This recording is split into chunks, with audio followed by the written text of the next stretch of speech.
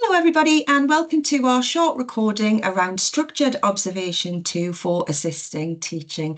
So today we're going to explore structured observation 2 and I'm joined by my colleague Laura Robshaw. For this recording I'll take the role of the assessor and she will take the role of the student, but we'll also give some tips, tricks and best practice for structured observation 2. So let's make a start. So first off, as normal, we'd start our observation by saying good afternoon, my name's Gemma, and then you would insert your provider name and number if you have it. And today I'm carrying out a professional discussion for assisting teaching occupational specialism for structured observation 2, which is for promoting effective, inclusive teaching, learning and assessment opportunities for pupils. And I'm with Laura today. So here you'd expect the student to say their name and you would ask if they've got permission to record. We do say as best practice to record them because then you're getting an accurate picture of what the students said, and that helps for any remote moderation and stage 2, 3 and 4 moderation. Lovely. Thank you, Laura. If you have a moderator present with you, now would be the time to say so. So I also have a moderator with me and you would give their name if that's applicable. So I've just observed you working with a small group of Year 4 pupils supporting a targeted maths intervention session. Is there anything you'd like to share following this? For example, how it went, if your objectives were met and any unplanned events. And this gives the student just time to explain anything that may have or not gone to plan, the pupils they had, if the objectives were met, and then you can map it to any professional discussion criteria as appropriate. Lovely, thank you. Let's now start looking at the criteria for SO2. So a professional discussion is allowed for S2.8, which is apply pedagogical understanding to deliver or lead small group teaching within clearly defined or planned parameters. But as I observed you with a small group of children, in this case 4, we don't need to cover this. Discussion is only needed if the activity was with one child or a large group to give the student the opportunity to apply pedagogical understanding to deliver or lead small group teaching. So today we'll start with S2.14, which is help pupils develop ownership of their learning and education through a student-led approach. So I observed you facilitating pupil feedback throughout the session. Can you tell me more about this and your understanding of supporting pupils to independently set their targets and action plans? So it's recommended that the student gives a detailed response, sharing a range of effective strategies and their effectiveness in supporting pupils to set their own targets and/or actions. Thank you for sharing that, how the school set their targets and actions, but please can you tell me more specifically how you have or could support pupils to do this? So the student should then cover how they support pupils to set targets. This could be things like asking them how many sentences they want to write at the beginning of the lesson or agree some next steps at the end of the session. Students can share knowledge of best practice and work from college to support their responses. That's brilliant. Thank you, Laura. So let's move on to S2.17, which is identify and use unplanned opportunities to develop mathematical understanding as they arise. So I observed you recognising and using some spontaneous mathematics in addition to what was planned, like the reference to the time to help further develop pupils' mathematical understanding. Can you tell me about these opportunities and any more that you could have included as part of the session I observed? Here, the student would share how they've applied mathematical concepts in addition to the maths planned intervention session and gives them an opportunity to share anything they might have missed for higher marks.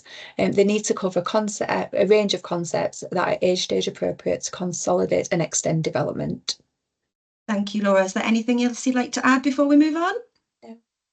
Fantastic. So the next criteria is S2.19, which is work collaboratively with other professionals, for example, speech and language therapists, as required as part of a multi-agency approach. So I observed you today implementing effective strategies, including using Makaton to support one child's communication and language development. Can you explain how you've worked collaboratively with others as part of a multi-agency approach? Or if you haven't had the opportunity to do this, share what you would do. So best practice would be to talk about their plan and how the strategies they used were informed by working in partnership with colleagues and agencies, including any information from a child's EHCP plan where applicable. If the student does not have experience of this, they could then share the understanding of what they would do. Lovely, that's a top tip there. So if you don't have experience of that particular criteria, that's a great top tip that they can explain what they would do should they be in that situation. Thanks, Laura. Can you now tell me more about what other agencies or professionals the school might need to work with and why? So here they need to give detailed and accurate examples of a range of agencies and professionals they may need to work with and why. That's the important bit. Who they work with, but why, and explain that a little bit more. Okay, so do you think you've covered enough around why you might need to work with them? To ensure they explain why they need to work with them, demonstrating that understanding of how that would support children to progress. Lovely. Are you happy to move on, Laura? Yeah, thank you. Perfect. So the next criteria is S3.25, which is implement current statutory guidance and legislation linking to safeguarding. So I've observed you following settings policies. Can you explain these to me, please, and tell me about your school's policies? Yeah, and just to explain, depending which edition of the tutor guide you are using, there is a slight error in this. So a professional discussion is allowed for this. So I think one of the documents say that it's not. So it is allowed. So we have let assessors know that this is allowed as a professional discussion. And it's to reflect on school policy and procedures in the school for safeguarding and wellbeing. They might tell you some of this during a walk and talk, for example, when they sign in, telling you why and what legislation this refers to. Wonderful. Thank you, Laura.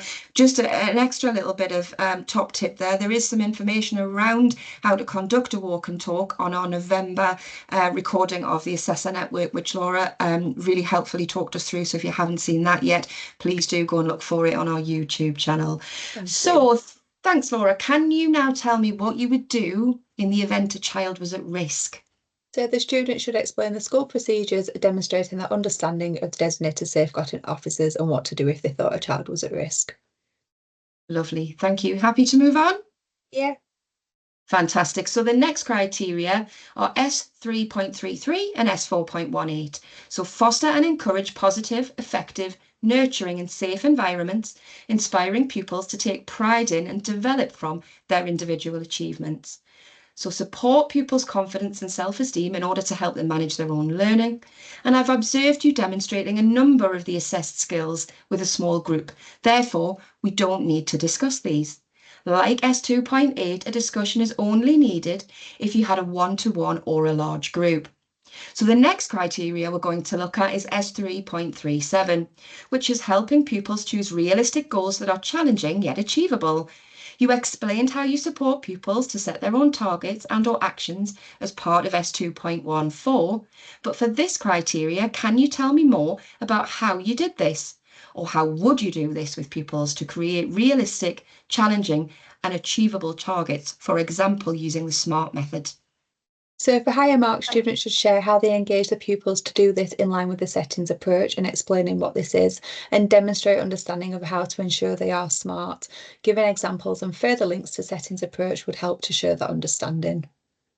Wonderful. Thanks, Laura. Is there anything else you'd like to add? And can you give me an example of a time you supported a pupil to set their own SMART target? So here, if a student could share an example, it is really demonstrating that they understand what a SMART target is. Thank you. So the next criteria is S4.13, which is recognise and differentiate approaches to meet individual needs to support them in accessing the curriculum. So I observed you using a range of communication strategies that were differentiated to reflect each child, including the use of Makaton. Can you explain any other communication methods you may use when working with pupils with SEND? To share methods such as visual support, sign language, British Sign Language technologies, and alternative communication, so ACC, with examples of what they've used or seen being used where applicable. And there's more information about the tutor guide under the assess skills with examples of what the student should be covering, so please use that. Lovely. Can you then tell me about what strategies you've used or could use to communicate when working with different needs? So they should share strategies such as visual prompts, picture exchange communication systems, PECs, and ways to further develop vocabulary and social skills. They also need to talk about a flexible approach in order to respond and adapt to pupils' needs and the situation, and inclusive practice. And again, lots of examples and further information for that one in the tutor guide. Lovely. Can you tell me more about any inclusive approaches and effective utilisation of resources, materials and equipment? So here the student should demonstrate their understanding of how differentiating and using a range of communication strategies and resources can further support inclusive practice. Lovely. Can you give me an example of something you've seen or could do for this? Again, asking them for an example really helps them to demonstrate that understanding, so we really recommend that assessors do that. Wonderful. Is there anything else you'd like to add, Laura? No? Wonderful. Let's move on to S4.17, which is support pupils with disabilities or special educational needs by providing care and encouragement. Can you share any information from your plan and today, where applicable, or how you would ensure appropriate personal and medical care for pupils with disabilities or special educational needs? So here to demonstrate a clear understanding of appropriate personal and medical care for pupils with disabilities or SEN and give a range of examples. So thank you for sharing one example, but can you tell me any more specifically around medical needs, please, Laura? So for higher marks, they need to provide a range. So if the students only gave one example, then ask them for some more examples and ask them to link to the school medical policy because that can also support that understanding. Lovely. Please, can you explain to me ways to ensure active listening and encouragement to pupils with disabilities and special educational need? Again, with some examples. Yeah, so the student gives examples of how they would do this or how they have done this. And what is the importance of providing high quality and appropriate care and encouragement for pupils with disabilities or special educational needs? Yeah, so to meet the criteria for this one, they need to demonstrate that they understand the importance in terms of inclusive practice and ensuring all pupils are supported. Thanks so much, Laura. Would you like to go over any of the criteria again, or are you happy with the responses you've given? It's fine, I'm happy. Lovely. So that's the end of the professional discussion for SO2 for assisting teaching. We really hope you found this useful. And if you do want to revisit any of the other recordings that we've done around professional discussion, please do take a look at the YouTube channel, as you'll find all of the education and early years and assisting teaching recordings on there. Thanks so much for your time, Laura. Thanks, bye. Bye.